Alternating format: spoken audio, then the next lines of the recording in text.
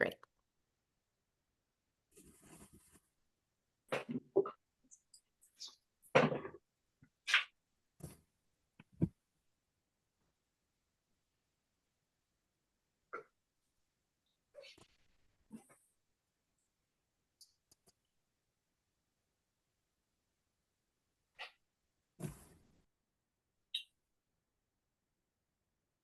Okay, I'm going to give it 2 more minutes till we're officially starting.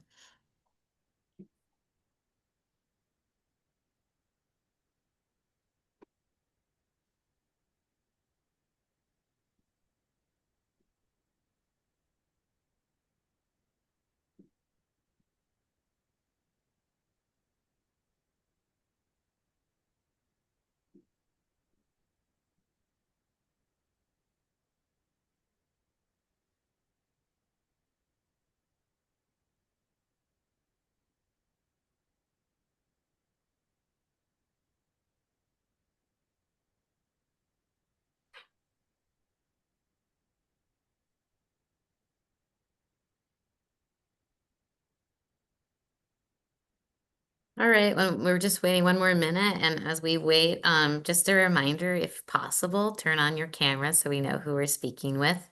I recognize, some folks we can see some folks are traveling or eating lunch, and that's fine. But if possible, we'll ask that you turn on your cameras and then keep your mute on when you're not speaking.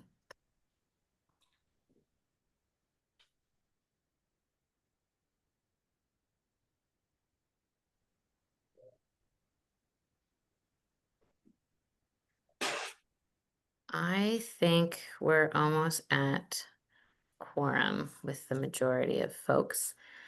So I'm gonna, in the interest of time, we have a packed schedule today. I'll kick us off. Just to introduce myself again, for those that haven't met me yet, my name is Lily. I'm the new fund coordinator here in ACF. I was on the last meeting, so we got to talk. I got to know a few of you guys since at that meeting. Looking forward to reaching out to folks and having one-on-ones just so I can learn a little bit more about you and your organization. I'll do that after today's meeting if I haven't already done so. I just wanted to hand it over to Senator Hickman to officially kick us off, and then I'll go through the agenda and a few other announcements. So over to you, Senator. Thank you, Lily. Good afternoon, everyone. I'm Craig Hickman, happy to be the co-chair of this board. This meeting is officially open. Our agenda today is packed. We have some initial metrics discussions, we have reflect back, breakout groups, breakout session reports, and public input after that. And I know that Lily wants to talk to us about a few membership changes that have happened in the interim between last meeting and this. I hope that all the board members here are familiar with our working agreements. If you have any questions about that or any comments about that, or any suggested changes to our working agreements, you can raise them now or forever hold your peace. Thank you all for having your cameras on as necessary. Sometimes I turn mine off if I'm unstable in the internet access realm, and so we turn the camera off to try to not block everything up. So if there are no questions about what we're going to do today, I'll turn it back over to Lily to talk to us a little bit about some board membership changes and introduce a new member. Thank you. So we have filled our seat number 9, which was Wood Products Manufacturing, and it is with Caroline Pryor, who was nominated to join the board. She's the CEO of Zero Energy Homes, and I wanted to hand it to Caroline, if you don't mind, to say hi to everybody. This is her first meeting, so she will, I think, use this time to get situated and familiar with the board and what we're trying to do with APEF. So, Caroline, do you want to say hi real quick?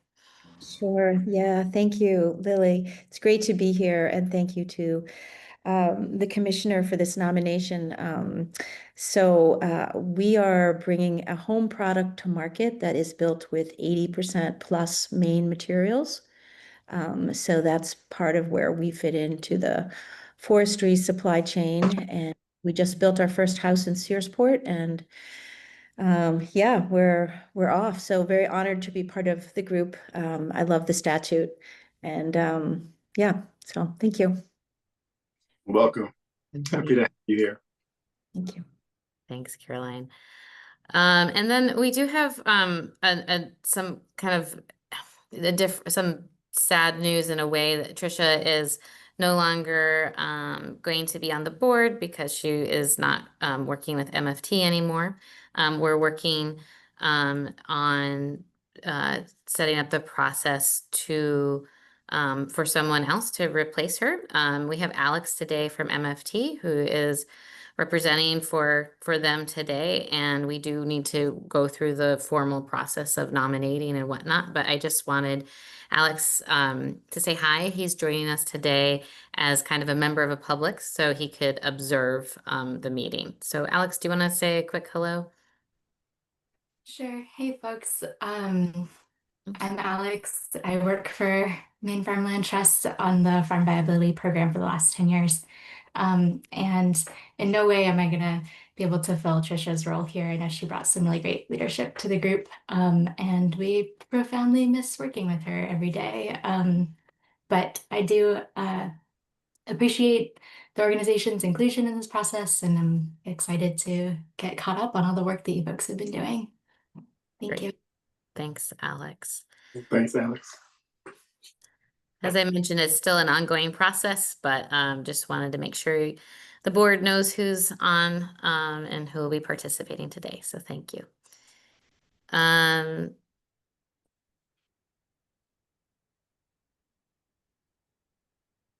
So we'll follow up with more details on the board later, but as we are moving along with time, I just wanted to kick us off on the agenda. As Craig mentioned, InCommon is going to give us a discussion for initial metrics. Then I'll work on a reflect back session so we can kind of see where we've been so we can better know where we're going. Then we'll have breakout groups to do a vision exercise. The visioning exercise will build on what we talked about both with InCommon and the reflect back session. And that hopefully will give us some good tangible feedback on developing basically the structure of the fund and moving forward. So with that, I'm going to hand it over to Erica with InCommon to lead a discussion on metrics and considerations for evaluation. So over to you. I think it'll be me, Eric. Erica Oh. is on the road today doing the listening session. It was gonna be Aisha and Eric today, just because I was on the road and then headed up. So yeah, I'll pass it over to my colleagues. Okay, great. Thank you. So what I was thinking, since we've got, I don't know if we have to adjust because of when we're starting, but roughly 20 minutes total for this item, to say the question and create like 5 minutes of space and then say the next question. Does that work, Lily, or should we save it all? Sure, let's try that. I think we might get more sort of focused input if we do it that way. So just for context, if you think about the evaluation of the program, often that's like what's going to happen at the end of the day. The money goes out the door, the businesses do the work, something happens, and then we're thinking about what do we want that to look like and how would we measure that? And at the same time, at the beginning of the process, folks are going to have to give applications. We're going to have to score and rank applications, figure out who gets the funds.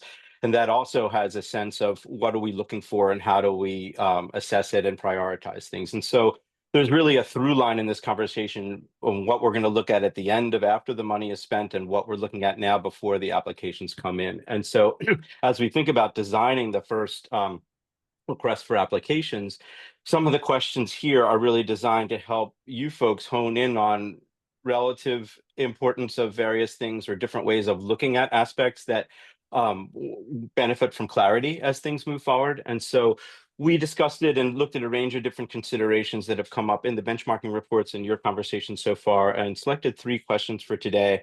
This is just the beginning of our exploration of this. And so what we're going to do is I'll say the question briefly, and I'm happy to provide any clarifying information. We'll kind of open it up for 5 minutes, hear from a few folks. If you tend not to speak or haven't had a chance to weigh in on this stuff before, it'd be great to hear from you.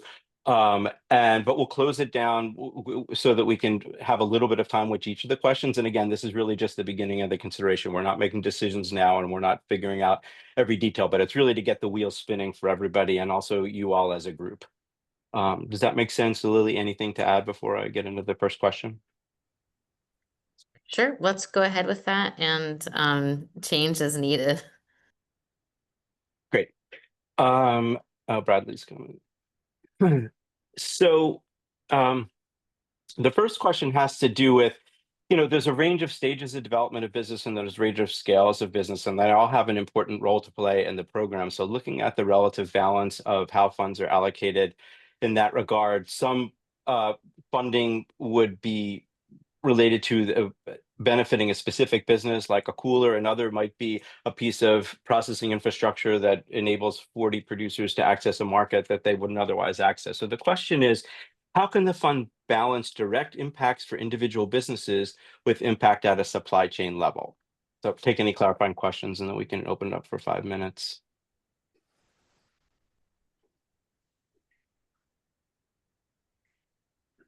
And maybe our team could, oh, perfect. Aisha just pop the question in the chat. That's helpful. Thank you. I'll go into gallery view and Lily can help as well, just to see if folks are out there. Silence is our friend.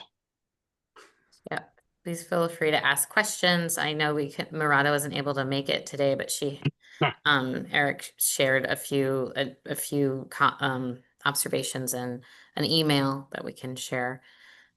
But this is maybe Eric, you could kind of talk about why we're asking this question a little bit more.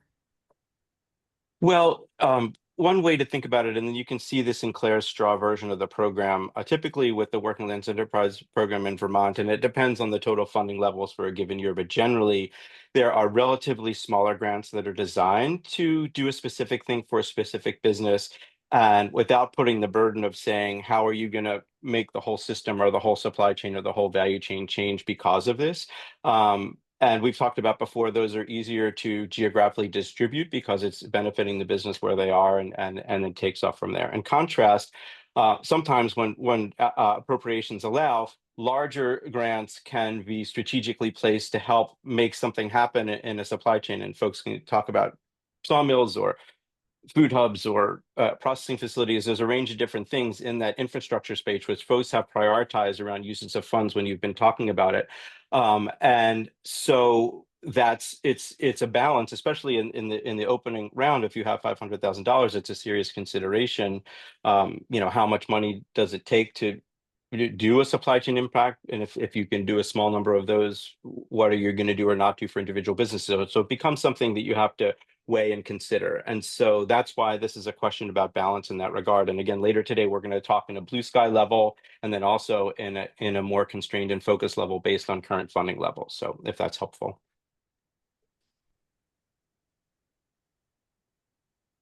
So for clarity, this decision only applies to the $500,000 we have available to allocate, and it does not apply to future funding sources. I just want to make sure I understand the guidelines. Well, we're not making a decision now, but this is really an evergreen question. It's actually more relevant the more money that you have, because when you're in a position to do a significant amount of supply chain funding, then these can, in my historical experience, these become tracks and they become assessed in different ways, and oftentimes you'll have a business that initially receives a grant. And again, you have to just make decisions about repeat funding, but a business that receives a smaller business focused grant and then maybe returns X years later because they've developed through that funding and other things, and is now has a strong proposal for a supply chain impact grant. So it's a perennial consideration in my view.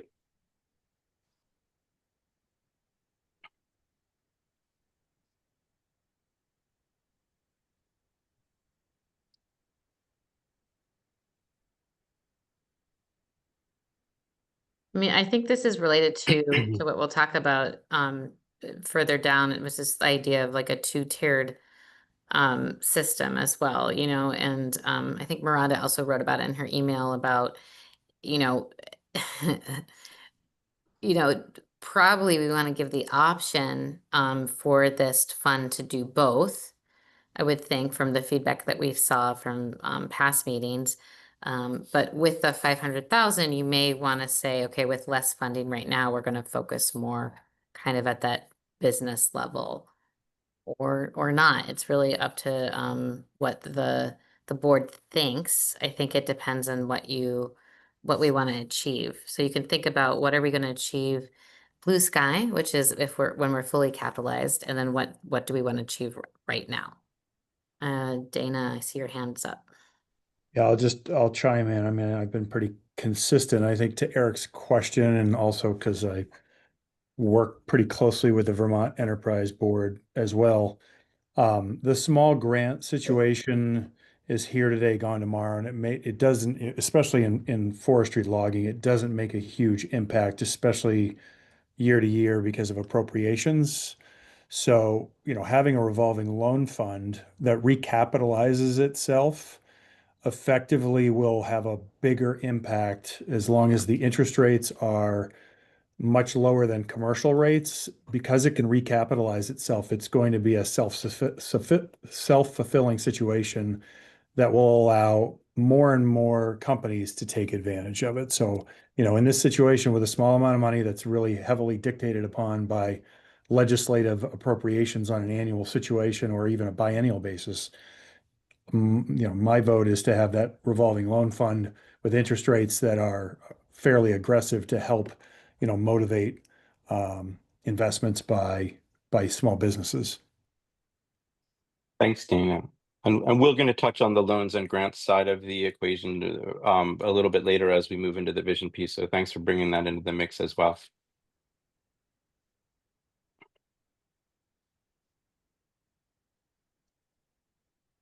So why don't we move to the next question, just in the interest of time. How do you want to define and address credible need for AFPIF funds? And if everybody has better ways to pronounce the acronym, let me know, but that's what I've heard people say. How do you want to define and address credible need for the funds?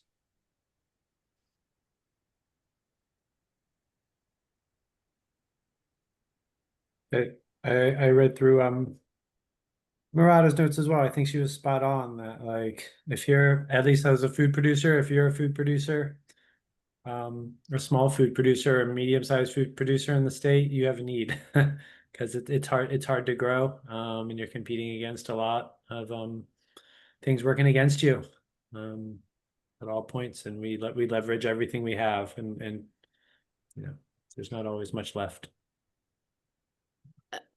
Jeff, just a follow-up question. How would you then narrow it down if everybody, is applicable? Well, there's other criteria besides need, right? Strength of the application, strength of the project.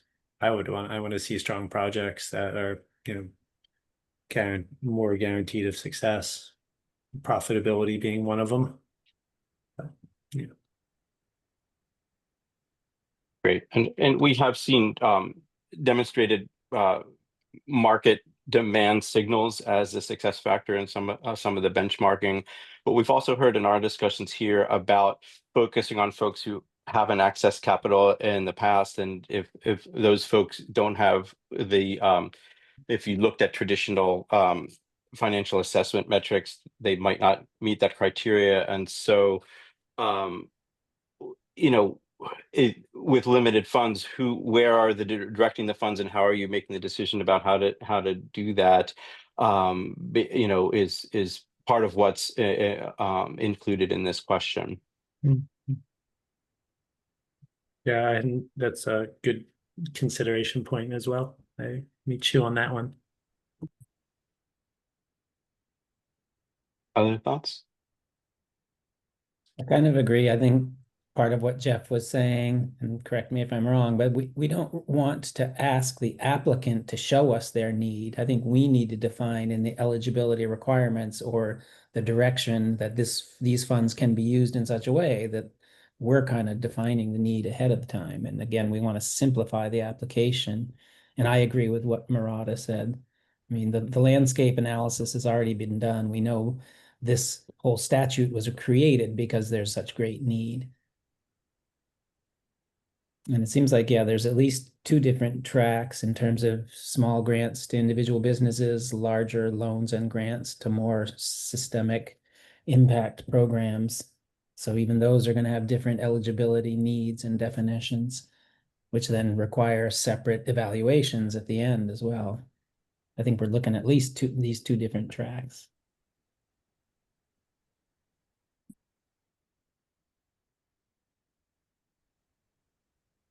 Maybe one more comment or question on this topic if folks have anything. It doesn't have to be a fully formed thought. Well, I thought this has been touched on a moment ago, but I think what I was hearing from past meetings from advisory board members is that you are seeing some logic in prioritizing perhaps those who have not received funding in the past. And while it's not a definite signal that therefore those applicants need money more than those who may have received money in the past, it seemed like there was a sense that that might be an equitable approach initially anyway with limited funds.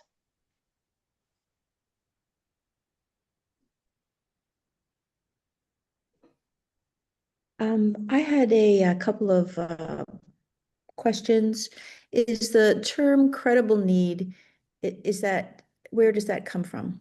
Is that just a term of art, or is it embedded in a policy, or? It's in the benchmarking data. If you want to get to sort of the legal fine point of this, it starts to move towards the idea of a but-for clause and saying that funds can be given to folks if they really can't get money elsewhere. And that's one of the ways it shows up. And with the Working Lands program, we made the decision to use a soft version of that rather than a firm letter of the law version of that. Instances where that became relevant were more in the supply chain impact category, where, for example, if you have a $50 million revenue business who has a $100,000 supply chain impact application that's going to open a new market for 40 small producers, is that a good use of limited funds in the program or not? And weighing that, so it becomes that's an example of a subjective consideration that would come up in that regard. There are other examples as well. Dana?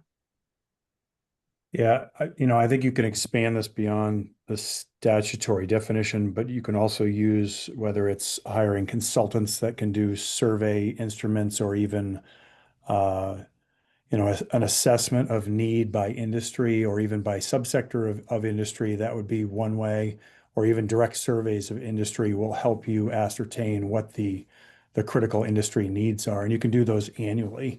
So those needs can change and evolve based upon what's happening in the market. But you really need that credibility either directly from the industry, or you need a third-party consultant who is soliciting that feedback.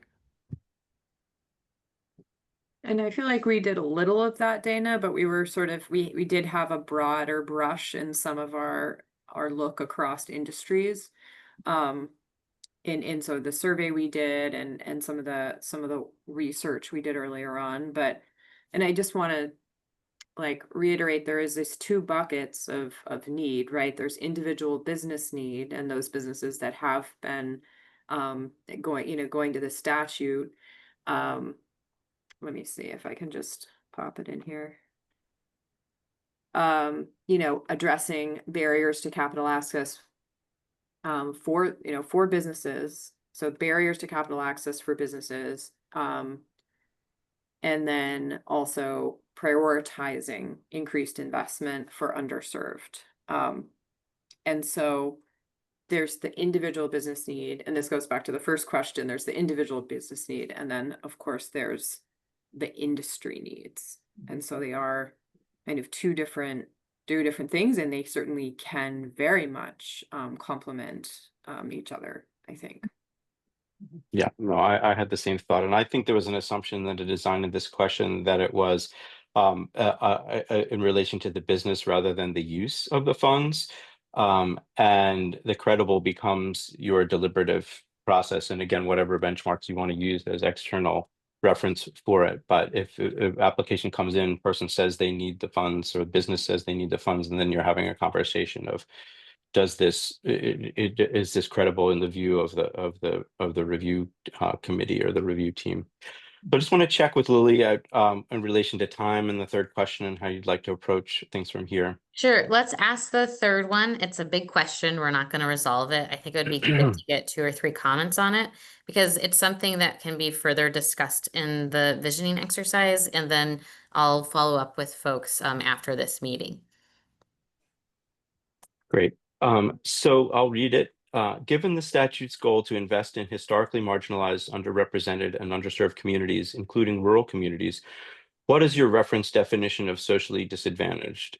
How should evaluation criteria and application processes reflect this? And I'll say in a couple of the benchmark programs from other states, they used a federal definition of socially disadvantaged individuals and socially disadvantaged groups as an anchor in that regard. And then they also had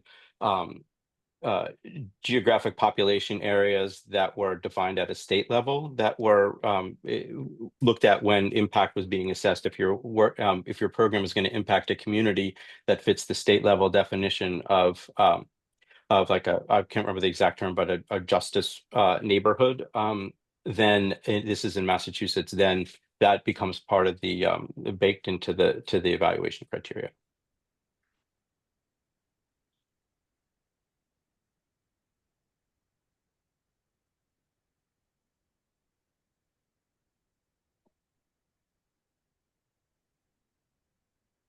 And another way to frame this question is, and this can be discussed over time, and we are doing the equity interviews right now, so we'll have more to discuss next meeting, but just like how you're also defining historically marginalized, underrepresented, and underserved communities, including rural. And so how ultimately broad is that definition versus how narrow, you know, clearly defining that will be important for the application process, the scoring process, as well as sort of the evaluation of the program. I put the Massachusetts example in the chat. Just want to look at it more later.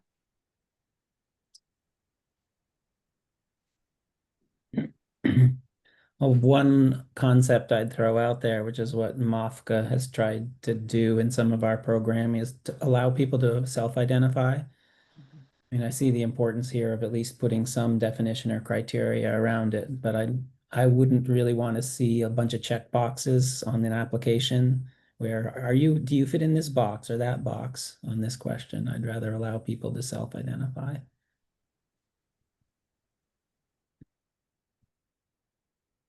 I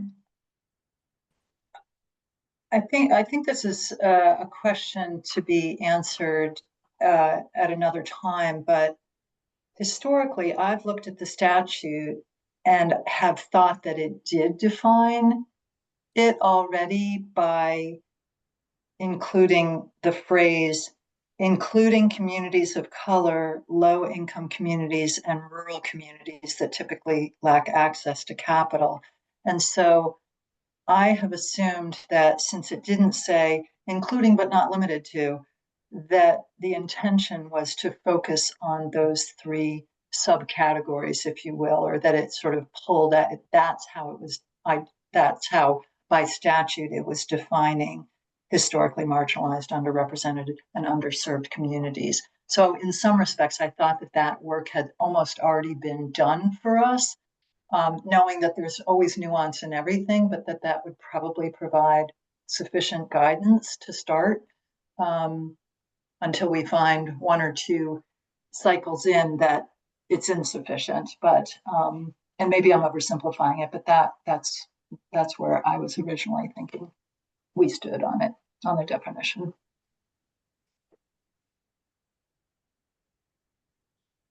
Maybe one more comment or question. Move on to the next item.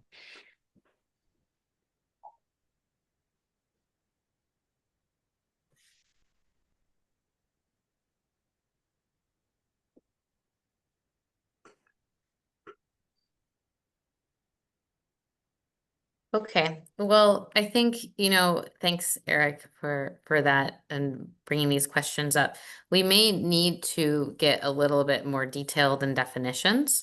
And so that is something that I'll work on and get some actual definitions for folks just to make sure it's consistent with what we do here in Maine and also at the federal level. So it's not as confusing as well. I think when people apply for grants, I think it's like you count for this, but you don't count for that grant. So it's something we want to keep in mind too, just to make it streamlined.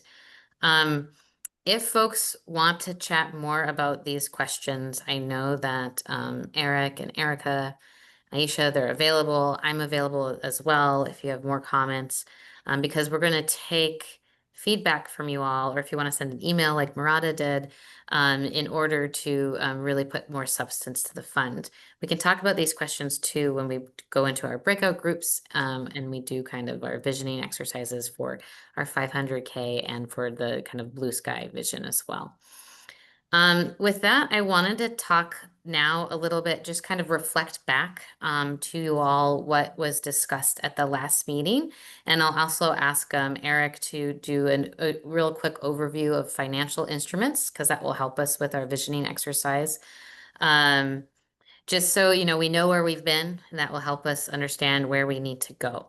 So I'm going to share my screen if Zoom will let me do so. Will it let me? All right.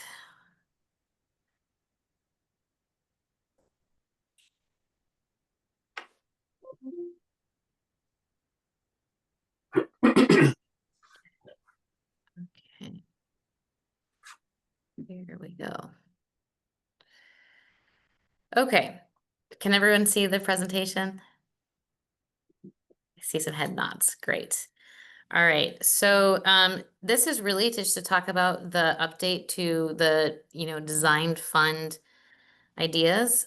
So today we're going to talk a little bit about, we've already heard a little bit about this, but grants, loans, and technical assistance. How do we allocate funds amongst those things? That will lead us to the visioning exercise, which we'll do in smaller groups. So just really quick, some of the things that came out at the last meeting across the board was that there was an emphasis on making sure we had low barrier access to the fund, whether they're grants or loans, just making sure they're simpler applications. People talked about having grant tiers, which it's one of the questions for us to discuss. Is it possible to have non-grant reimbursement options, et cetera? We had some eligibility clarity brought up, the idea of using nonprofits if they were helping with workforce development or training. What would that look like in the fund? What do we need to define? Importance of technical assistance, it's in the statute, and what would that look like? We can start thinking about that in our blue sky exercise. We just talked a little bit about equity criteria.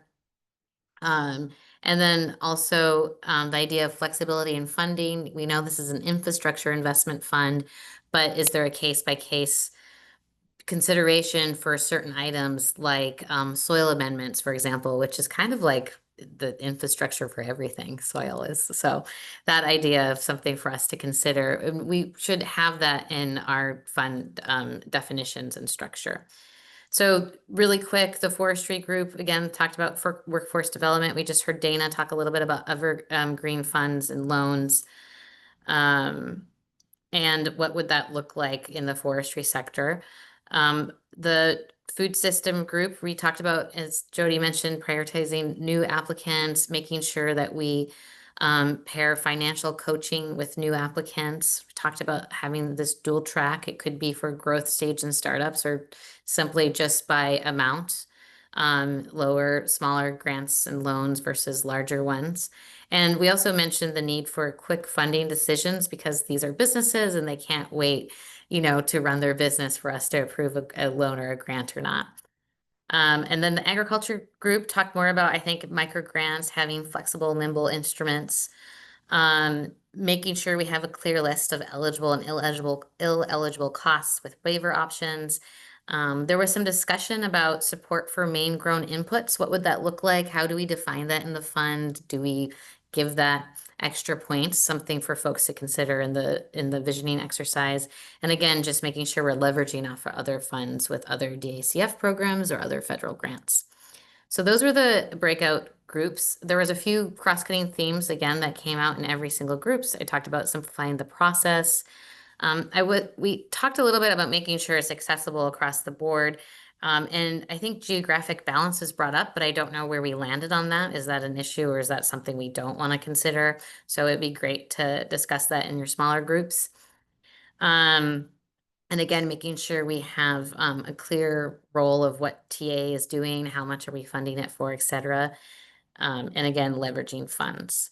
So I'm gonna quickly hand it over to Eric just to give, there was a report that I think the In Common and Eric wrote earlier this year before I joined about the different mechanisms. So I thought it'd be helpful for us just to have a quick review of that to help us with the series of questions I'm about to ask and also for the visioning exercise. So Eric, I'm gonna put this over to this kind of graphic and ask you to walk us through it and talk about potential mechanisms that we can use in the fund. Thanks. Thank you so much. And this is going to be focused and brief. Don't feel like it's necessary to get overwhelmed by all the details in this infographic. The existing resources report we sent previously is dated February 21st, and we can make that available again, but you did receive it earlier in this cycle. And it had more extensive definitions of a range of different financial tools and instruments. For our purposes right now, since a lot of our conversation, and this came up in Dana's remarks earlier, is centering on loans and grants, I'm going to frame those within the logic of this infographic. So on the left side of the screen, we're generally talking about lower risk and lower reward on the part of the capital provider. And so bank loans, commercial loans is a typical example of this, where they want to pretty much make sure in the underwriting and in the asset protection that they're highly unlikely to lose the money. And as a result, they can offer lower terms generally. And, you know, we could argue what is low and what is not low, especially in the current interest rate environment. But then if we look at FSA type loans and loans related to farms, the rate can be even lower. And that's in part related to the public good in intent, and also in relation to the collateral and guarantees and other mechanisms that are used to assure that the money is not lost. On the far other end of the spectrum, typically is equity investments, where folks are putting dollars in and having expectations in relation to the ownership of the company or access to the returns over time. If, for example, if the business is sold. Grants are in that category, but different, because the risk to the business is decreased, and the risk to the fund source is higher, because they're giving the money and it may not come back, and there's not a lot of structured recourse. And so when we're talking about loans, and Dana alluded to this, loans is you're being given money that's going to be given back with some kind of terms, with the program that we're talking about, and it's really true across all the things that you're doing, how you can use the tools are different and potentially higher leverage in terms of service to the business than a lot of the folks that are operating with these same or similar tools in the commercial marketplace and capital provision. And so as Dana mentioned, when you design your loan program, it doesn't have to be as closely hewed to the cost of implementing the loan program and what level of return you need in order to make that loan viable for your entity. And that's going to be different from a commercial bank and from a community development finance institution, et cetera. So there's still a range. And, I think it's worth looking at, since there is an assumption that this fund would be collaborating with FAME to do loans if it did loans. And there are examples of partnerships between DACF and FAME to do that that exist already. And so just looking at some of those considerations, like eligible uses that relate to land, they'll say, I'm talking about the Agriculture Marketing Loan Fund as an example. There's a yes in relation to land, but then there are contingencies in connection with development of new cranberry acreage, et cetera, you know, kind of specificity around an eligible use. There's also considerations around interest rates. So on the one hand, this fund is related to the prime rate, but then it's capped at 5%. And so there's also things about you know, what is the protection in relation to the fund, or what is the skin in the game from the producer? So the idea of 5 or more percent or ownership levels of the business, and what amount of guarantee would be required. Is there a personal guarantee? Is there no personal guarantee? That's something that comes up a lot in looking with social equity considerations in loans. And then are there fees associated with it? Is there an origination fee and a closing cost and other things? So there's a bunch of, and then is this something that is handed off to FAME and they manage all the details, or are there specific criteria? And DACF would know more than me about how this is handled in the design of the existing programs. So these are all considerations that some of it may be in your purview, some of it may not. But again, it gets into the details of not every loan is created equal. And if you folks are going to do loans and want to create a revolving loan fund, how do you set that up to address your other goals and priorities in relation to the applicants you're serving, and accessibility and the other impact goals that we discussed earlier. With the grant side, it's more straightforward, but you do have to think about what are the requirements in terms of what you want to see happen, and how are you going to measure and address that over time. So for example, a grant fund can allocate a certain percentage of the funds at the beginning, and then as reports are sent in demonstrating uses of funds, allocate other funds, and without using a reimbursement basis. So those are things to consider. And I think I'll stop there just in the interest of time, but I'm happy to comment further or answer questions. Great, thank you. I think it just is helpful to think about what combination of loans and grants can we do, and that's actually going to tee me up for our questions that I'm going to get to next. So we can have, I see Amanda has her hand up. Over to you, Commissioner. Oh, yeah, I wanted to just clarify. I can't see Jay's face here, so I don't know if he was, wondering. I mean, we haven't had a conversation with FAME about their capacity to, run a loan program for us or something along those lines. So I just wanted to say that those are conversations that need to happen once we know what it is that we want to do. But, everybody's got to be thinking about their own capacity, and those conversations just haven't happened yet. Right. I think this is still very much in the visioning, and there's no decision on we don't even know yet what loan, if loan is, that's what we're going to do. So that's kind of what we hope to get into with the next conversation, to start sketching that out. And then, we would get into the details after the decision was made on what the balance is. So with that, I'm going to bring us over to some of these clarifying questions. So basically, the first question I had, it seems like from the last meeting today, we're talking about having a combination of loans and grants. So if we have a few comments now, I think to build on what Dana was saying, how should funds be allocated? Again, we're not going to come to a decision today. It's just more of a discussion that we could take into consideration to then present the actual decision to the overall board. The second question is that I'd like us to discuss is, we mentioned this at the last meeting, having 2 tiers of grant funding. For example, we can have small grants or small loans or micro loans.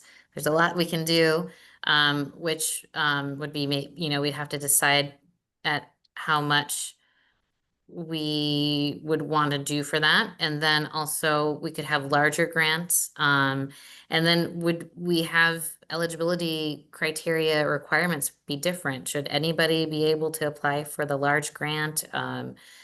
That's something I'd like the board to discuss and think about. And then we did talk a little bit about what amount of the funding should be dedicated to TA. What would that look like? So that's something we can also discuss more in the smaller groups. But Murata in her email said 10%, she just says a number, but it's something for us to think about. And then lastly, this is not related to the funding itself, but I think it will be important for us to talk about ineligible funding opportunities or what is eligible, et cetera. So that's kind of an aside, but it is something we'll have to define in the actual structure. So I see Jeff's hands up, so I'm going to turn it over to you, Jeff. I have a question about TA. Is the idea there that TA is available just for grant recipients, for grant applicants? Sorry, for fund recipients, fund applicants, or just anybody who would need TA, or it's also you can apply for TA and it's a competitive piece? That's a good point. I think good for discussion for the board to kind of decide. Yeah. Let me bring it back to the first question first, just to I understand if there's general consensus to do grants and loans, and then maybe we can talk about like what we think about for the allocation of funds, but that's something we might want to do in the visioning exercise in more detail. Does anybody have any comments on the grant and loan question?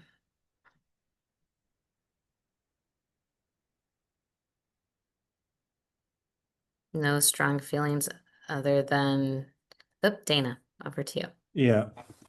Should we answer that question or think about that question, assuming that, let's say, there is no other opportunity for future funding? Like $500,000 is the only amount that we'll ever have. I think we have to think about that question, assuming that's it, or we're going to have future funding. It's a certainty we're going to have future funding. If we're going to have future funding, then I think it's a combination. If there's a potential because of the legislative process there and budgetary constraints, there won't be further funding for quite some time. You want to be able to recapitalize and use that money as much as possible. So then in that case, I would go only loans. So I think it's a double-edged sword pending, what's the availability of more money. Great point. Thank you. Commissioner Beal? Yes, I would say, I mean, in my opinion, I would be thinking about this as an ongoing opportunity for funding. This would be an awful lot of work to go through to only have $500,000 to give away one time or to utilize one time. So I think there is a lot of momentum, and I do think there's a lot of interest in seeing this fund have a future. So that would be my answer to that question based on my vantage point.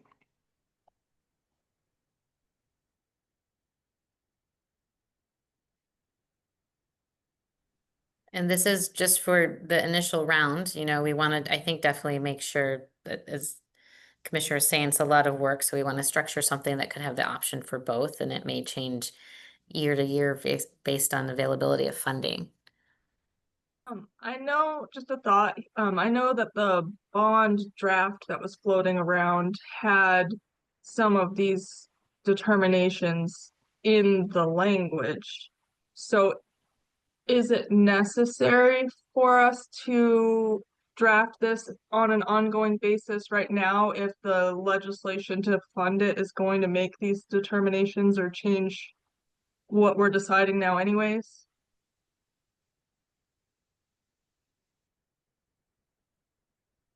Do you want me to take a Sure. take at that?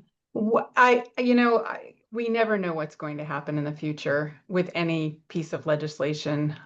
So I think it's hard to really, I guess I just wouldn't get too locked in, because there is a concept out there that says this one thing. I mean, also through the process of talking about a bond bill in the legislature, things can be changed or things can change. So I just wouldn't get too hung up. So would the department's vision then be for whatever bond draft is eventually presented to follow what we're deciding today more closely, or would the intention be to change it? I guess that's something that I've kind of been going back and forth with on I mean, what I we're think trying to do. I think the work of this group is very thorough and thoughtful. I would hope that the decisions that we're making from these informed conversations would help to shape any future legislation.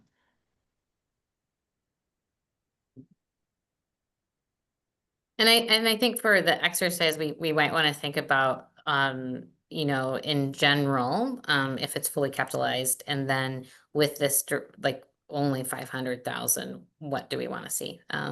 Craig Lapine? And I'll just, just to point out that the legislation created the fund and that is defined. And it is possible that if we look at public and even the legislation says it could be private, if we look at various funding sources, the sources that come in to capitalize the fund, they themselves may be limited to the kinds of projects that they can fund. But that doesn't necessarily change the capaciousness of the envelope that they're coming into, but there may be some funding sources that are limited. I don't know if that's a helpful observation or not, but it is, I can see a future where maybe they don't completely align and we may get one stream of funding that can only do one kind of thing that the board has decided they want to do. And we may need to look at other securing other funding sources that could do the rest of that. Jody? Two thoughts. One is that I think in past breakouts, we've heard different needs for different sectors. So it seems that in order to have this first tranche of money be helpful to both agriculture and forestry, it seems that grants and loans are logical to advance both of them, because really what we've heard so far for forestry is most likely that loans are going to be more helpful. Whereas I think on the ag side, we're hearing more about grants. Maybe you could argue both ways on food systems work, but I'm really compelled by the chat, the point that Caroline made in the chat, which is, we've got $500,000, and it would be great if at the end of disseminating that money, we just had incredibly exciting stories to tell about ways in which this money has had an impact, and hopefully beyond the individual businesses, but even just for the individual businesses, I think it could tell an extremely exciting story that could tee up excitement for the bond, and for future funding beyond that. So part of, obviously details matter, but in this first tranche, I sort of feel like there needs to be an excitement factor, just like, things that when an evaluation team or a subgroup of either staff or a subgroup of this advisory board reviews applications, what are those applications that just really excite you? That's a great point. Thank you, Jody. If we do the kind of like, we talked about this a couple times now, 2 tiers of grant funding, if we do small or micro loans and larger grants, should those have different eligibility requirements? Like only startups can ask for a small grant? Who can ask for larger grants? Do we want to get into that detail and be that prescriptive, or leave it relatively open? I don't know if folks have thoughts for the bigger group. It's something you can discuss in your in our visioning exercise as well.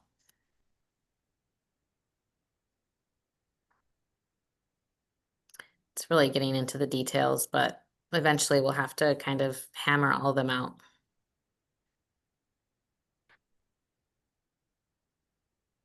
Well, I'll jump in first. I really like what Jody just said. It kind of was about something I was going to touch on too. I think I love how Dana is really presenting from the forestry perspective, how loans seem to have, the best use and impact there.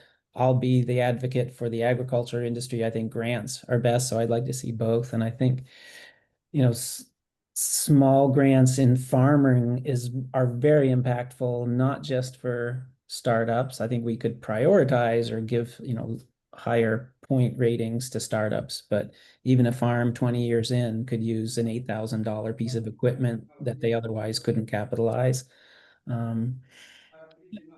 And it seems to me that the size of the money, which could be, I would think a small grant would be up to $10,000, which from my understanding, that's now what the USDA is like through some of their funding now allows equipment up to $10,000. Used to be 5,000. It's just been changed to going up to 10,000. And that's, to me, kind of the basement price of what a farm could use as a grant for a piece of equipment. And, the larger amounts, we certainly need to want to give out a number of them. So $50,000 seems like a pretty reasonable cap to that. So we could give out, up to 4 or 5 or 6 and not just one. And those seem to me to be almost self-defining as needing a larger impact in the food system, whereas the small grant tier seems to be like individual business. Those are my thoughts on that right now. Thanks. Those are great observations. Okay. In the interest of time, I'm just going to ask the last two. It is just something that we need to consider. What is the TA going to look like? How much should be dedicated to it? Does anybody have any really specific thoughts about it? And then is there anything that we should just not support? Is there something that's not, I know we're probably not going to support, I think, purchase of livestock. That's not really related to infrastructure, but what are the things that are no-goes? What are the gray areas, etc.? So for the last two questions, does anybody have any thoughts about technical assistance and then the activities that the fund should not fund, or what are the gray areas?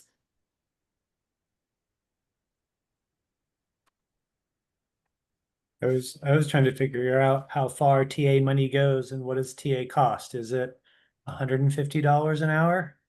Like, if we say we're putting $100,000 towards TA, how many hours of TA is that, and how many projects, and 40 hours per project, and what, anybody have any ideas on a good number on what TA costs? Well, and as somebody said before, it's like there's a lot of different ways you could fund TA, right? You could fund organizations that are going to just to fund the TA ecosystem landscape. You can specifically fund organizations to work with grantees and or successful applicants on their projects, so coupling the TA directly with the projects. And then, in that first bucket, you can fund existing TA organizations. There's organizations that do service with very specific types of constituents that you're trying, so it might be like forest products TA or, underserved farmer TA. There are a lot of considerations there. We might not be able to necessarily come up with the exact answer today, but definitely, good questions to ask, like what are we going to get? And do we just fund one organization or that kind of manages TA for all the grantees or what? So it's something for the board to think about what that should look like. In your experiences, what has been successful in the past? Yeah, I do think there's something useful in Jeff's question around, is this a retail budgeting for a certain amount of market rate technical assistance versus a wholesale purchase of technical assistance that is then, allocated with a certain level of impact that's built into the grantor contract? Sure. Jody? I'll just throw out a wild idea, which is, and I'm not even sure what I think about this, so I have no attachment to it, but one could argue that there has been enough analysis of need that it's almost like there are millions of dollars worth of shovel-ready needs out there, and that perhaps with the initial 500,000, if we're trying to build a case for more funding, that none of it should go to TA, because there's enough clear projects out there that could easily eat up the 500,000, and that TA should potentially be reserved for future rounds. I'm not sure what I think about that, but I think it's worth throwing into the mix if we really want to show the greatest impact possible. And just thinking about AIIP and the amount of applications that we received relative to what we were able to fund, we know that producers know that, a lot of needs that they have already. So just a thought.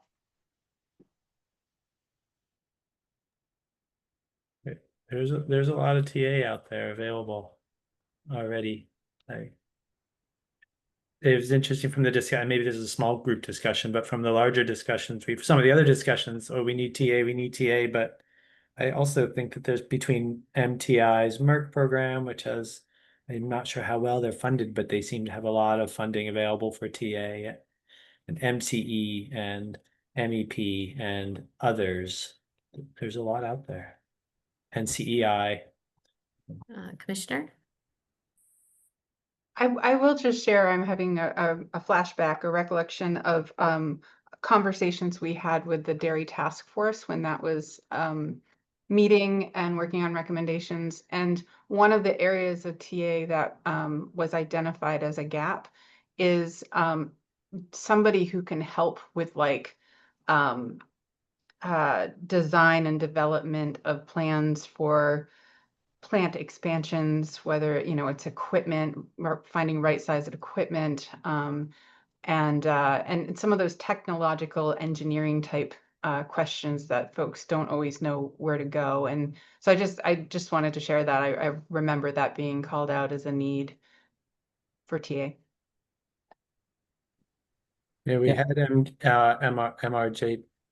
MRJP funds at University of Maine, but I think that is wrapping up as well this year. And I know folks like the Advanced Manufacturing Center we're helping with that type of work, Amanda. But yeah, that's great to know. And maybe it's just a matter of making sure folks know that they're there, but if their funding is running out, then maybe they do need some support to keep offering that service. I think Bradley.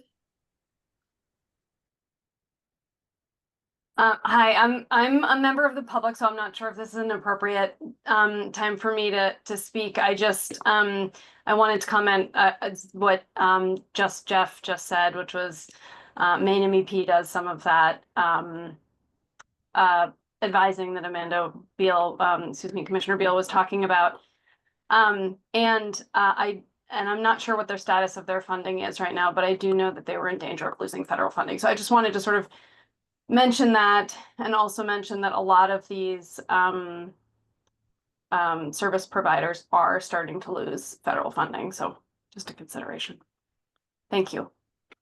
Thank you. I do think that, I mean, the statute does talk about TA in a number of areas, so it doesn't necessarily mean we have to use our funds for TA. It could just be connecting to the existing TA. It could be filling the gap as we see federal funds not doing the TA that they used to do.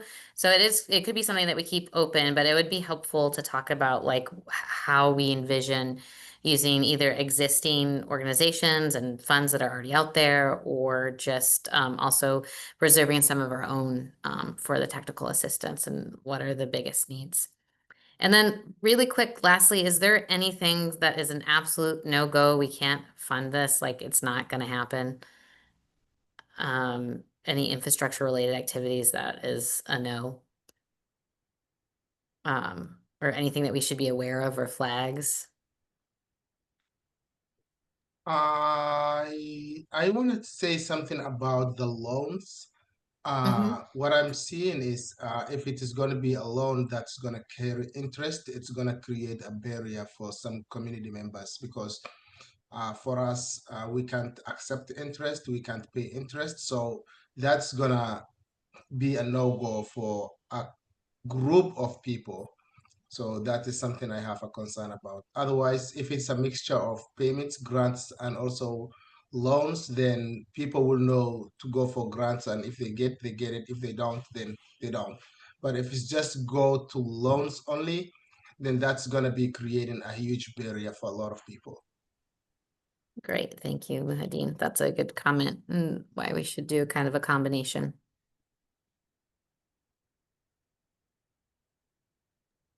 Yeah, I just want to kind of jump back in Carolyn's comment about the TA. I was going to mention how the AIIP just had TA as one of the eligible, it wasn't a whole separate application or tier. It was like, if you needed it, this was a line that you put into your AIIP application. And indeed, my company was awarded one that included several $1,000s to work with MEP and help design our facility. I think that is a good model for us in this program too. And indeed, I think we're obligated by statute to do some. So I hesitate with Jody's suggestion of just not doing anything. I think this year we got to show good faith towards it too. And I think who just put the last question in about just as a percentage of if someone needs TA in their application, then they can ask for it and the review committee can approve or not. Yeah, a way to do it to be flexible and not overly prescribe it, but definitely have it available for when it's needed. And I also just hesitate about like giving a chunk of money to one group to offer TA because I think it's important for TA to really be successful. The awardee or the business person needs to build a relationship and choose who they're getting their TA from. And I think that we need that flexibility as well. Great. Thank you. This has been a really good conversation, and I think it is kind of helping us narrow things down a little bit to what we will see in the fund. I'd like us to now get ready for our breakout groups. And we'll kind of discuss in our sectors both our blue sky vision when this is fully capitalized and what should this look like. We talked a little bit about that as a larger group, but perhaps we can flesh that out a bit. And then again, for this immediate vision, we know we have 500,000 available right now. How should we use it? We can think about it for our sector, but we can also just think about it in general for the fund for all of us. So Tom will split us up. Jody is going to facilitate forestry. Craig will work on the food systems processing, and I'll facilitate the agriculture group.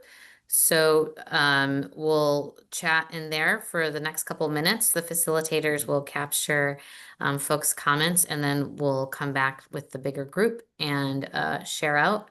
After that, we'll have some time for public comment if there is any, and then we'll talk about kind of next steps in the next meeting. Does that sound good to everyone?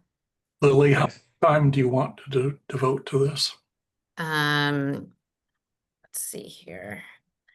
The report out is in 20 minutes. Maybe we could just give 25 minutes, just so we have time to talk. Okay, 25 minutes, and I'll give you a 5-minute warning.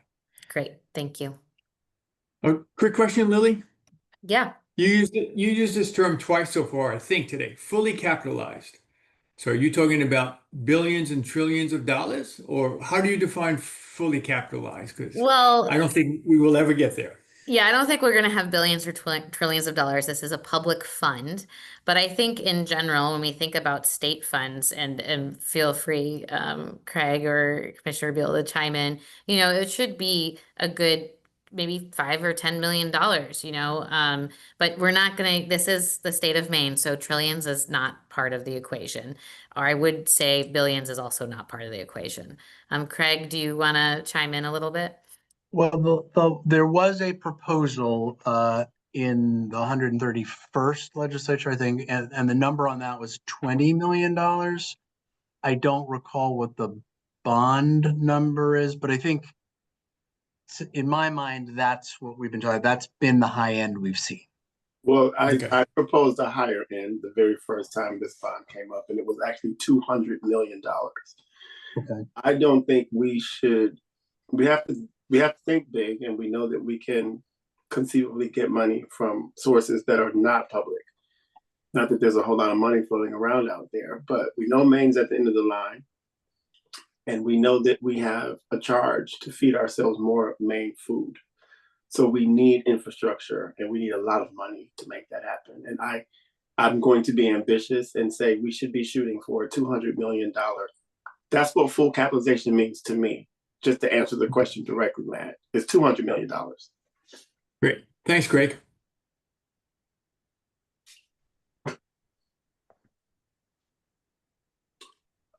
And we are only about 6 minutes behind schedule. So I think going into our breakout rooms right now would be a great thing to do. Great. Thanks, Tom, for getting us over there. Sure thing. I will open the rooms.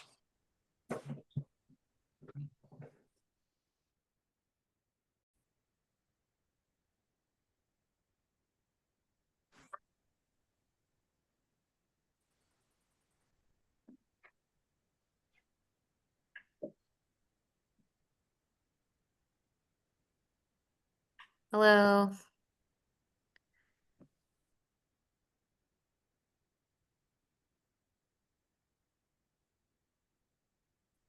My apologies to the forestry group.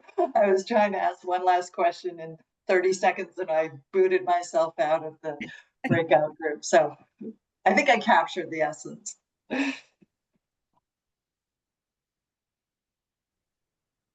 Yeah, we were going right to the wire too. Jeff was mid-sentence when we all got ejected. It felt like it was so much time when we started, 25 minutes, and then it just flew by. Is everybody back from the breakout groups? Yes. Okay, great. We lost Jay back. He had another commitment at 2, so he's not Okay. back. But Okay, but you got some, hopefully he was able to chime in a little bit. yeah. And we remain virtually on schedule. And we're basically on schedule. We're winning. All right, so now I'd like to basically give a chance for the breakout groups to report out and kind of share what was discussed. The facilitators will do that. And after we do that, we'll have a chance if there's any members of the public that would like to say anything, and then we'll start talking about next steps in the next meeting. So I'll start with forestry. So over to Jody. Sure. No, I'm trying to clean up my notes at the same time. I feel like I got the essence, but there's a bit of a mess. I think where we started was that while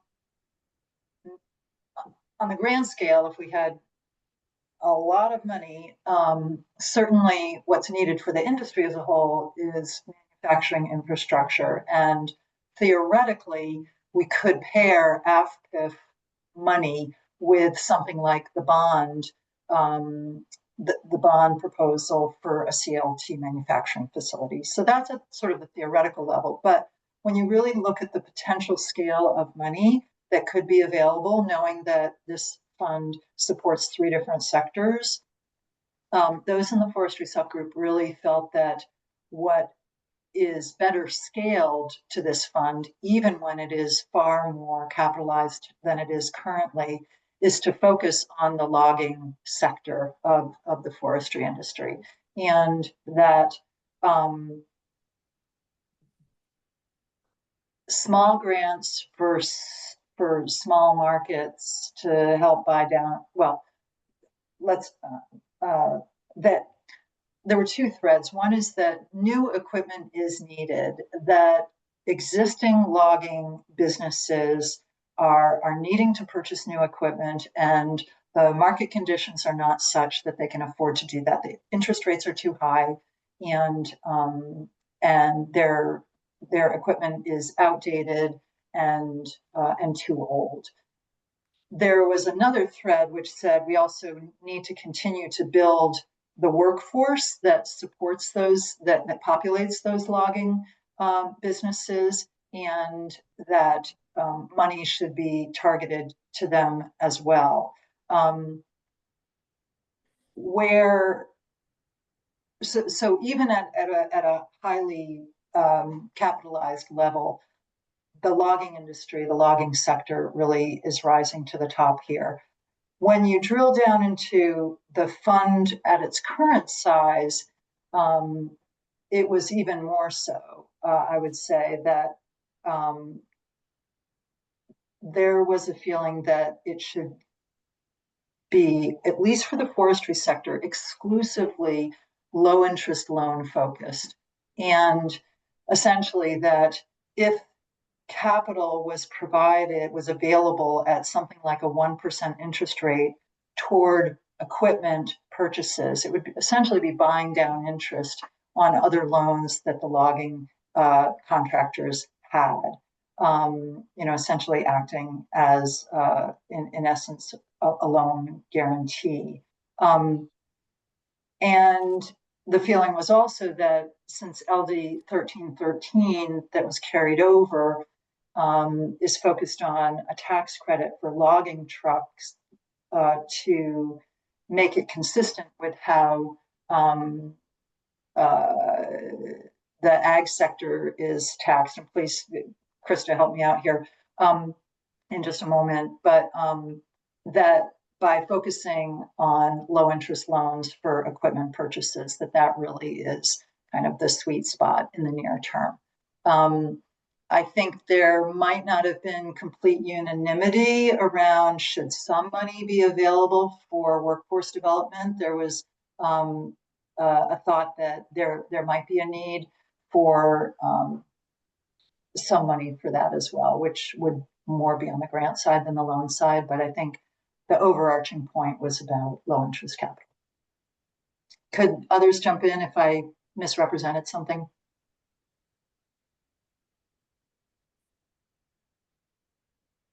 Okay. I'll just jump in, Jody. I think the only other piece is that on the revolving loan piece, there's a new program that was authorized by the legislature and is now in statute at FAME for low interest loans for the logging community. And I think that's a vehicle that if there are funds, it could quickly go to that. And then you have a structure in place that could start putting that out there very quickly. Thank you. That's all I have. Great, thank you, Jody. I'm gonna hand it over now to Craig for the food processing, food systems group. We had a pretty interesting conversation, I thought, because the blue sky conversation and the $500,000 conversation could not be more diametrically opposed, I think, in terms of the objectives of those rounds. But in the fully capitalized vision, there was I would say, enthusiasm for strategic sector-wide big impact investments, not necessarily held by an individual business, but something that would serve a sector sort of along the lines of dairy processing, cold storage, sort of these strategic investments, big dollars that could change the dynamics for food systems, generally for a specific sector.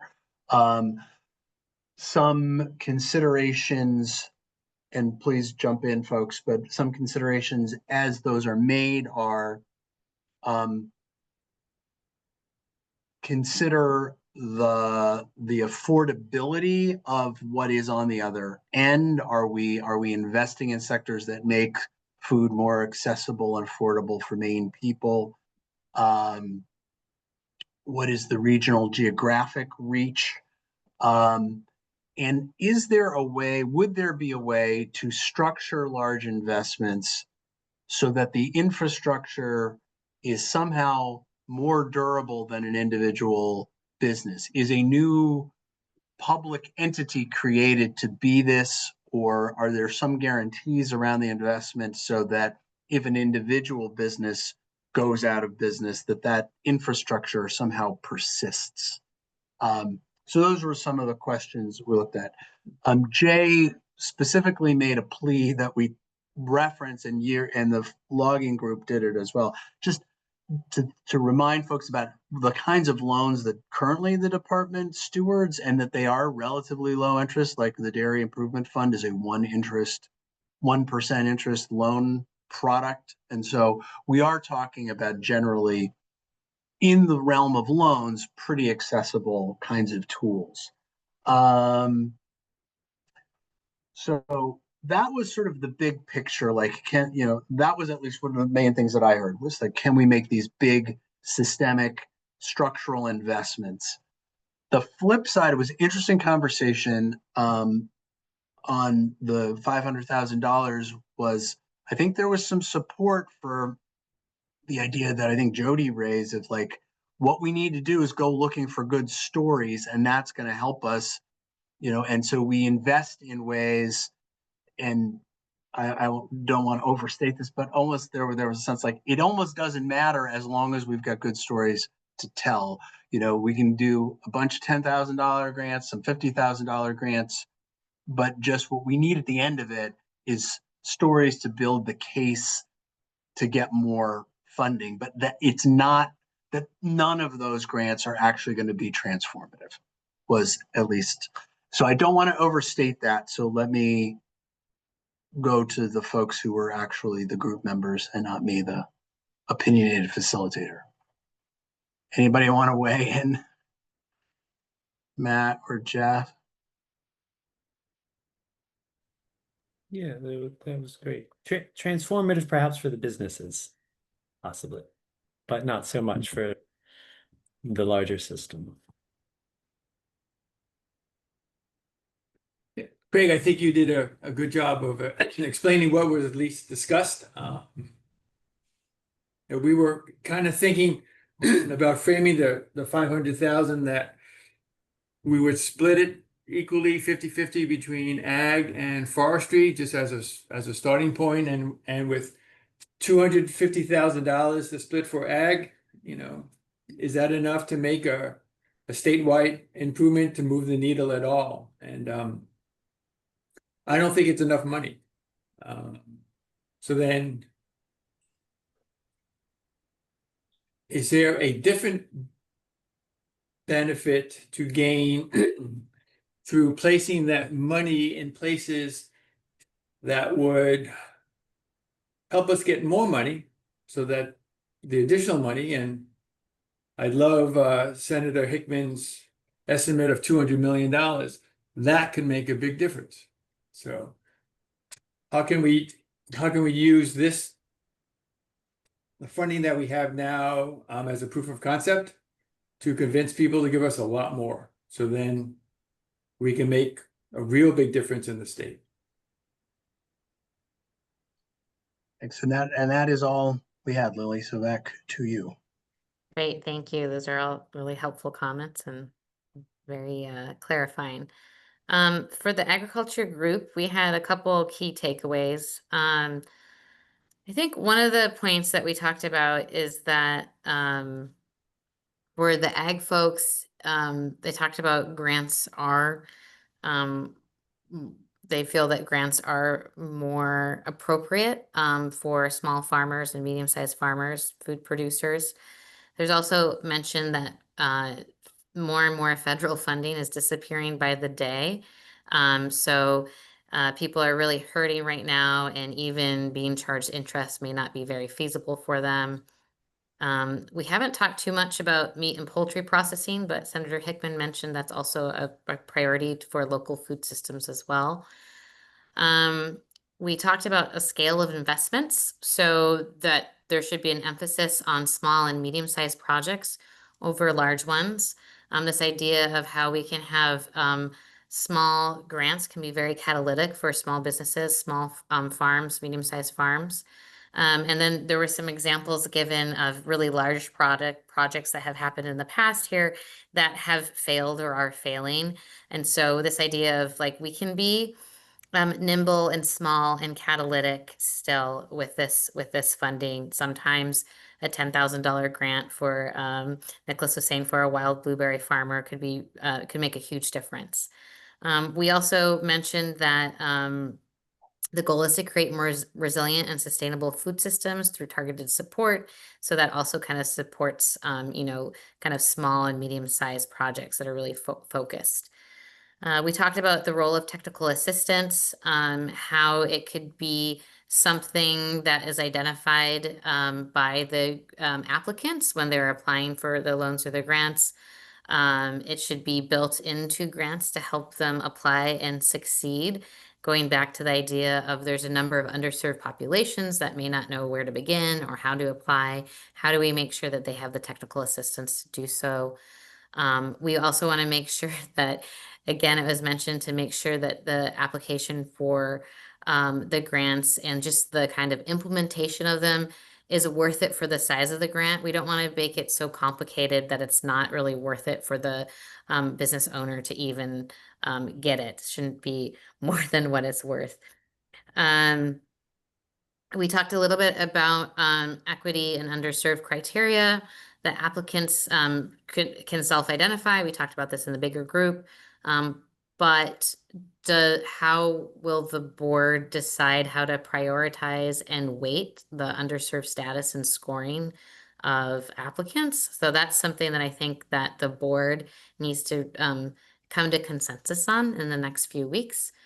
And we did talk about a little bit about diversity of programming, this idea of the blue sky vision. We should have a combination of grants and loans when we are fully funded to kind of balance system-wide impacts with individual business needs, to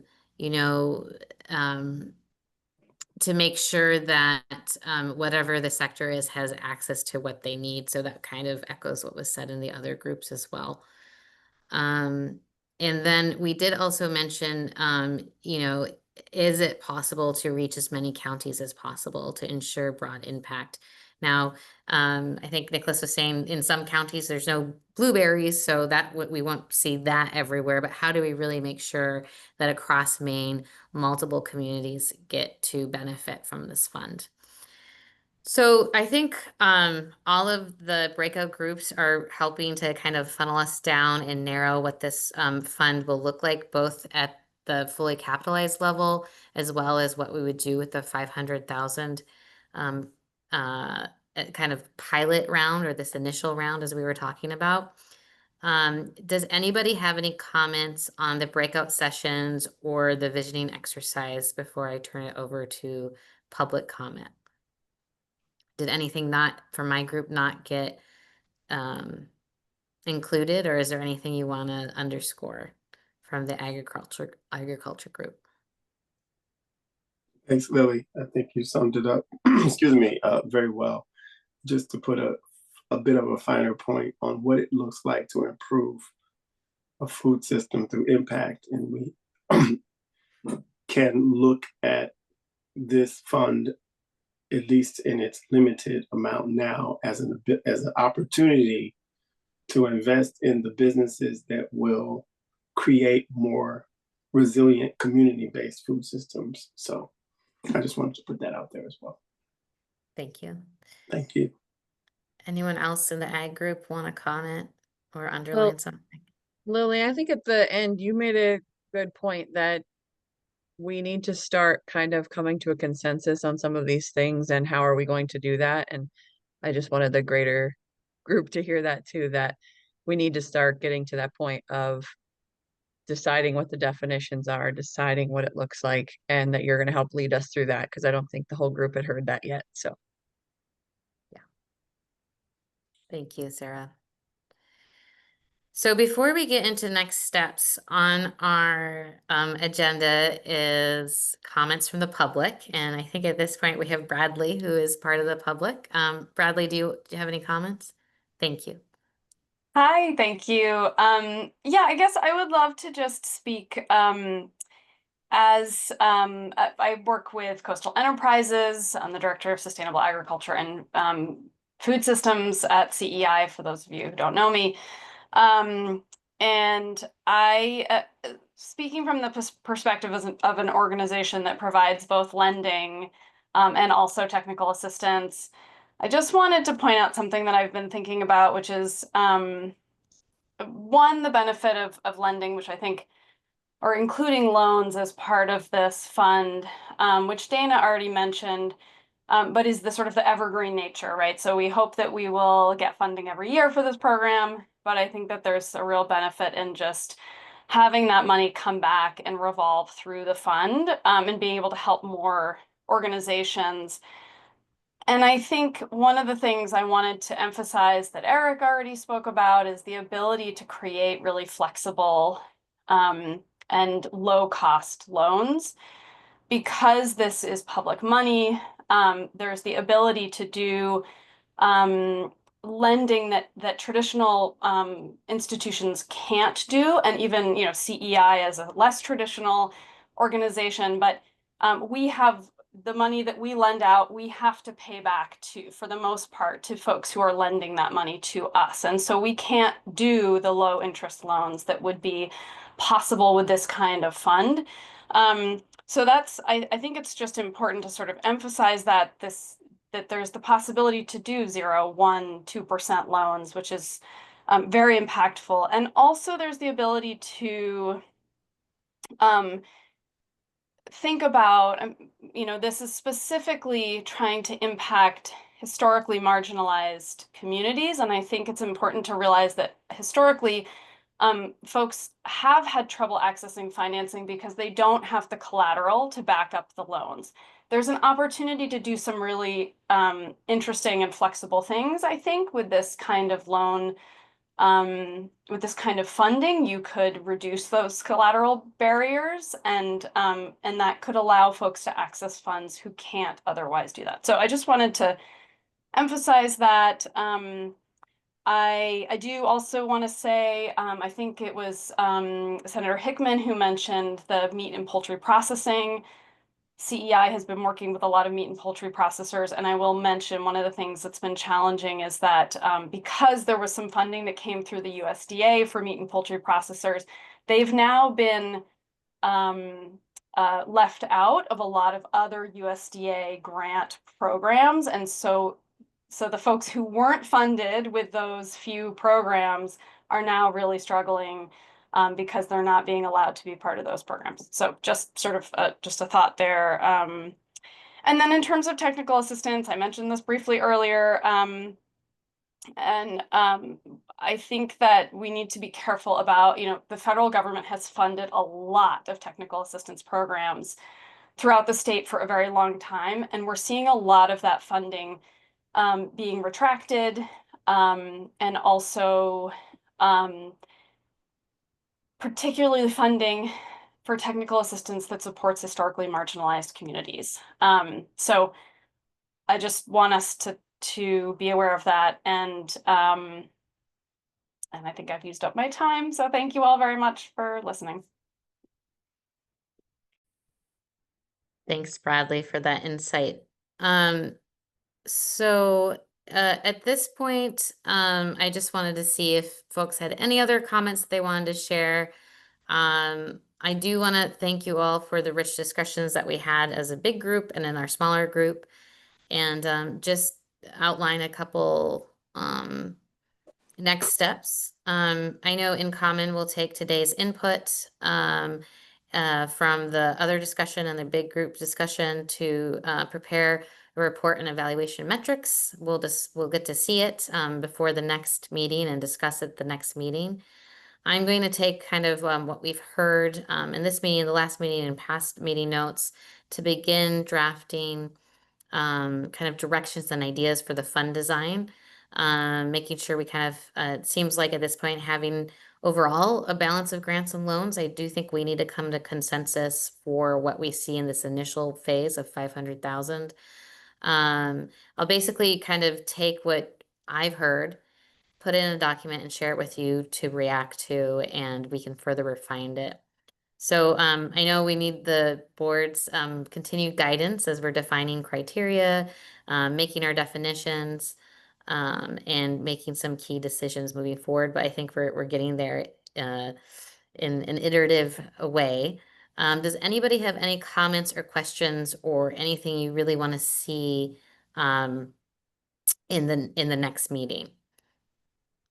Besides the report and kind of us back to what Sarah was saying, having consensus on some big decisions.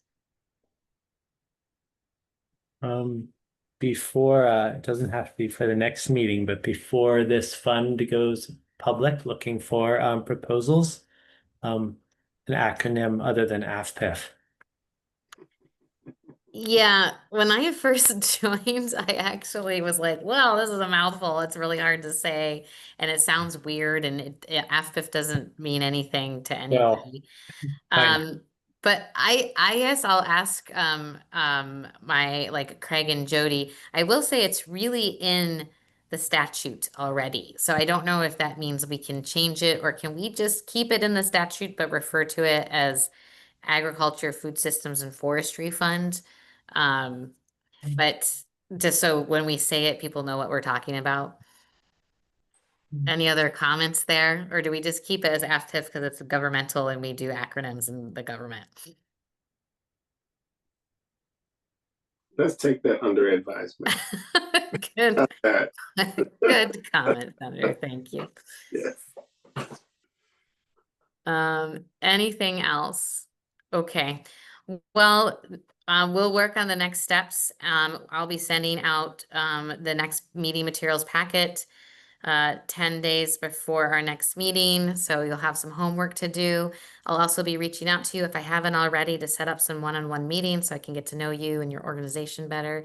I just want to again express my appreciation for today and your time, and for us being on time. We're going to end right at 2:30. So much appreciated, everybody. Thank you. Thank you all very much. Great. Thanks all.